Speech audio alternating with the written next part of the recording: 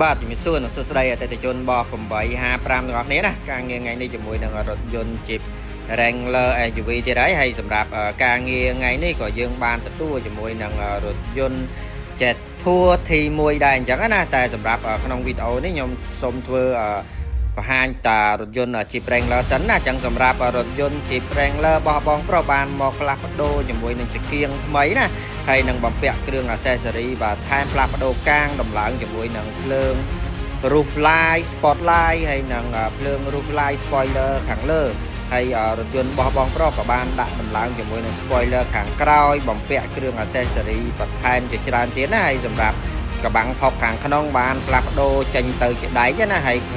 ឈុតលេងខាងក្នុងនេះក៏បានផ្លាស់ប្ដូររុនម៉ាស៊ីនត្រជាក់ក្នុងពីធម្មតាចេញមករុនម៉ាស៊ីនត្រជាក់របៀបរថយន្ត G Class G Wagon អញ្ចឹងណាអញ្ចឹងសម្រាប់ឈុតម៉ាស៊ីនត្រជាក់នេះគឺ full set យើងផ្លាស់ប្ដូរ6រុនមានន័យថាខាងមុខ4ខាងក្រោយ2ហើយនឹង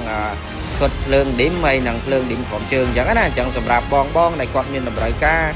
ជាមួយគ្រឿងតុបតែងបំពាក់បន្ថែមណាហើយសម្រាប់រថយន្តបងប្រុសក៏បានដាក់ដំឡើងជាមួយនឹងកែមកង់ដូចបានបង្ហាញអញ្ចឹងដាក់បន្ថែមជាមួយកែមកង់តកបាំងផុកហើយនឹង accessory ជាច្រើនទៀតអញ្ចឹងសម្រាប់បងដែលគាត់មានតម្រូវការជាមួយគ្រឿងតុបតែងបំពាក់បន្ថែមសម្រាប់រថយន្ត Jeep Wrangler SUV ឬក៏ Jeep Gladiator ម៉ាំងឡាណាអាចចាក់ចោលមកខាង8 5បានអរគុណច្រើន